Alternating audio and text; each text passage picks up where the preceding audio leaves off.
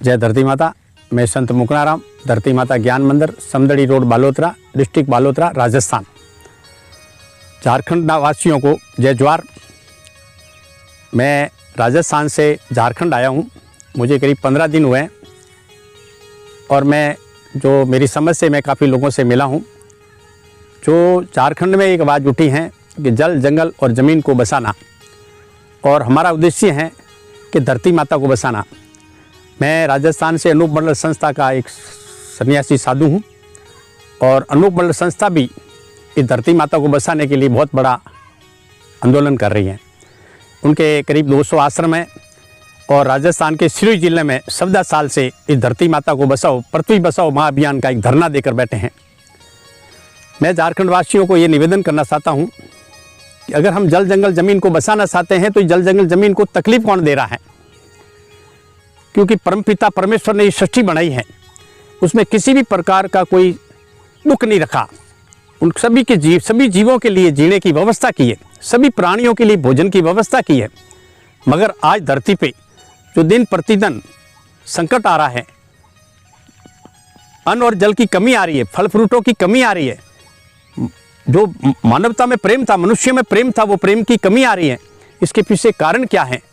इसके पीछे कारण का जो है वो अभी तक किसी को पता नहीं है। तो राजस्थान के पाली जिले के, बांगड़ी जिले के एक महात्मा श्री अनूपदास जी महाराज हुए, उन्होंने एक पुस्तक लिखी है जगत हित कहानी, जो आज से 114 साल पहले प्रिंट की और 140 साल पहले उन्होंने इसकी खोज की।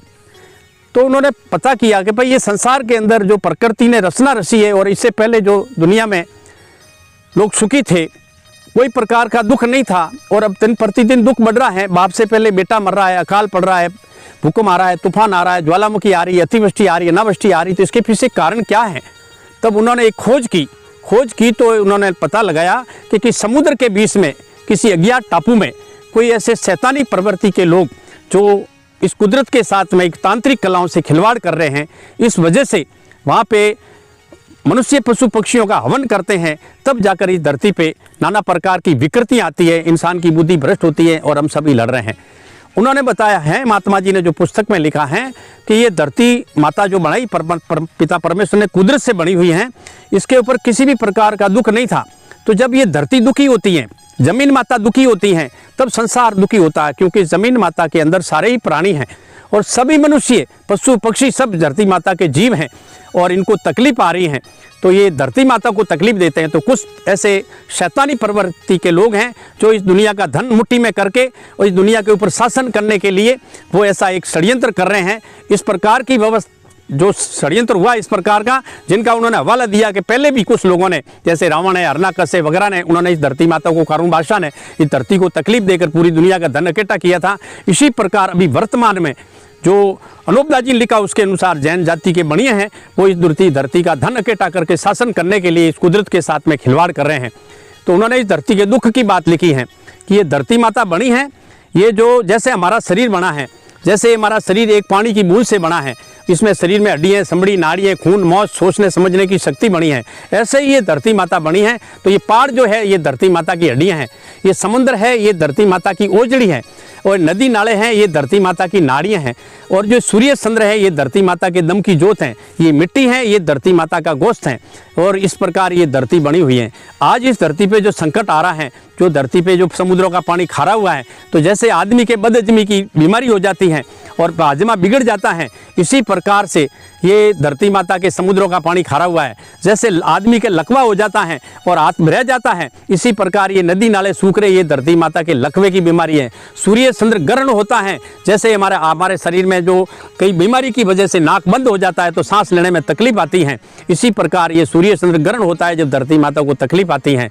इस प्रकार की जो बात अनूपदास जी महाराज ने लिखी है, और उन्होंने लिखा कि इस धरती पे कोई जीव खाने की व्यवस्था नहीं थी, शेर बकरी नहीं खाता था, शेरों के लिए भी परमात्मा ने ऐसी भोजन की व्यवस्था की थी, ऐसे फल थे जो शेर उस फल को खाते थे, मगर आज वो फल नहीं है। और ये जो समुद्र के अंदर जो मगरमच्छ और मछलियाँ हैं, वो हमारे लिए कुदरत ने जहाज बनाए थे। हम समुद्र के किनारे जाते थे, ये हमें ऊपर बैठा कर पहली तीर छोड़ते थे। आज मैं जो ये बात बता रहा हूँ, आप मुझे ये पागल समझेंगे कि ये साधु पागल हैं। और अनूपदास जी को भी इन लोगों ने इस तरीके से ही कहा।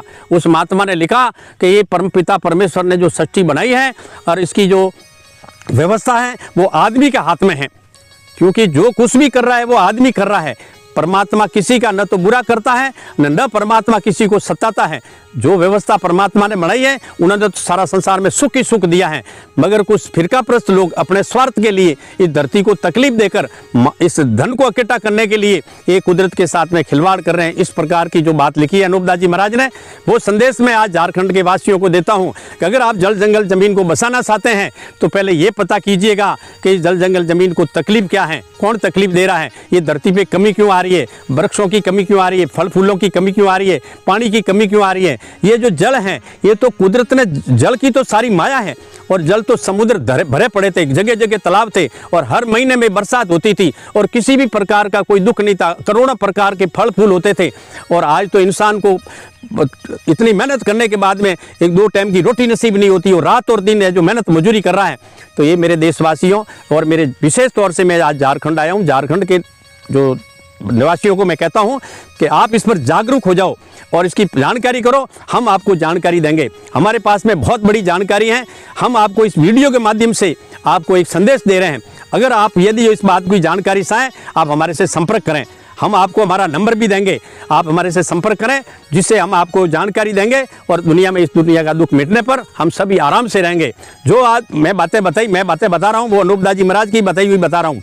और फिर मेरे अनूपदास जी महाराज के पहले भी, अनूपदास जी महाराज से पहले कई संत हुए जिन्होंने भी इस तरीके से इन कुदरत के साथ खिलवाड़ हुआ है, उनकी बात लिखी है और उनके दुख को मिटाने का उपाय भी लिखा है, मगर हमारे लोगों ने ध्यान नहीं दिया। और हमारे लोग जो हैं वो संत संसार में जाने चले जाते हैं, मरने के बाद में उनकी पूजा करते हैं और जिंदा उनकी पूजा नहीं करते हैं। आज अगर दुनिया के अंदर दुख बढ़ रहा है तो किस कारण से बढ़ रहा है, ये बात अनूपदास जी महाराज ने लिखी है, मैंने बताया। और मैं पूरी जानकारी के लिए मैं आपसे निवेदन करता हूँ कि आप अगर हमारा संपर्क हो, जो भी कोई झारखंड का जो निवासी हैं, मूलवासी हैं, झारखंड का मूलवासी अगर ये सहायक नहीं, हमें मुझे झारखंड ही नहीं, हम तो धरती को बसाना चाहते, धरती बसेगी तो हम बसेंगे। पड़ोसी भी परमेश्वर होता है, क्या हम एक सुखी हो जाएंगे अगर पड़ोसी सुखी नहीं है तो नहीं। इस धरती पे सभी देशों में शांति थी, अमन शांति थी, हर देश के अंदर फल फ्रूट होता थे, हम किसी भी देश में जाते तो हमारा मान सम्मान होता था, भाई की तरह रहते थे। और आज ये भाई लड़ रहा है तो इस पीछे षड्यंत्र है।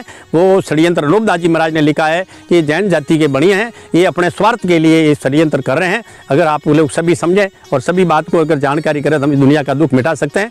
इतना ही कहकर मैं झारखंड वासियों से जय जवाहर, जय धरती माता।